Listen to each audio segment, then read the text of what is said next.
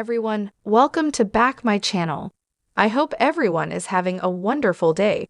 Before starting the video, please go ahead and hit the subscribe button.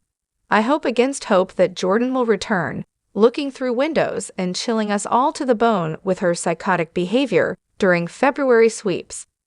That would be good trouble for Young and Restless, and much needed, since the rest of their issues are definitely of the not good very bad variety. To be frank, here we are at the kickoff of a sweeps period building toward a whole lot of nothing. Aside from Jordan's anticipated comeback, there is no delicious drama percolating and zero tasty tidbits waiting to be served up. But it's worse than simply not having anything brewing for sweeps. It's every other month of the year as well. Young and Restless fans are well and truly bored.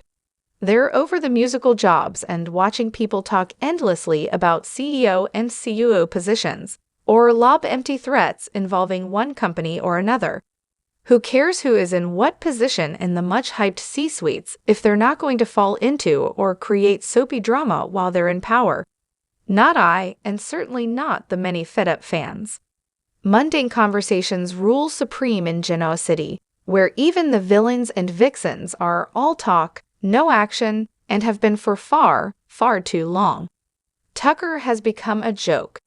Adam is reformed, as is Phyllis, and when they do bother to dabble in pot-stirring it's, well, lame. Also problematic.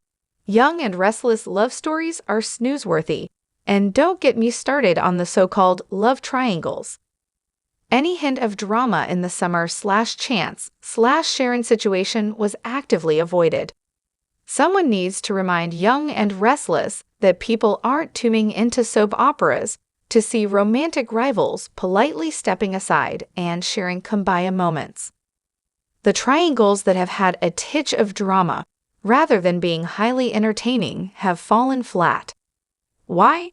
Because nothing happened in the lead-up to make us feel invested or torn. Daniel sleeping with Heather before calling Lily to break things off amounts to nothing more than a bad look for a good character. There was no drama, build-up, or undeniable sexual tension in this story.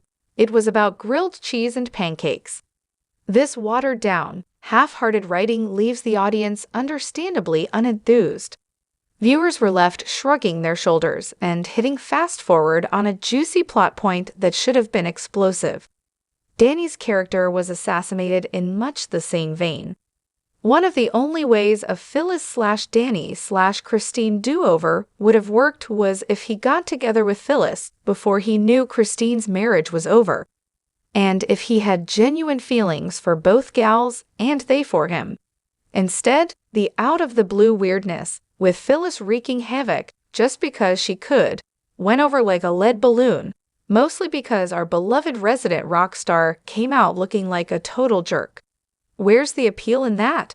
Ultimately, Young and Restless' big trouble is the endless boring conversations that never lead to drama or payoffs.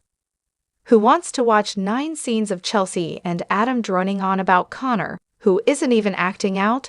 It's not hard to see where that is headed. Chelsea and Adam, historically 2 of the most unhinged characters, calmly solving their son's issues with soft voices and smiles.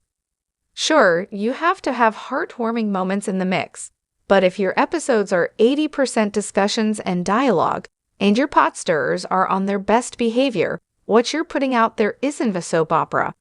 It's a snooze. Viewers are losing patience. I love Young and Restless, so when I see an increasing number of comments such as this, it's heartbreaking. Particularly knowing I feel the same frustration with the show right now. There needs to be an infusion of imagination, an uptick in daily drama, and a return to the big soapy villainy, scandal, love affairs, and mystery we relished in the past. The scene that left us horrified was, you may have guessed it, Ashley in front of that ghastly green screen version of Paris. I get what the producers were hoping for, but the end result was appalling. Remember when characters actually went to Paris to film further? The entire Tucker and Ashley story is a dud. No one cares anymore. With that said, I hope Tracy will go over the waiter's head, get the bistro's security cam footage, and restore Ashley's sanity one way or another so we can all move on.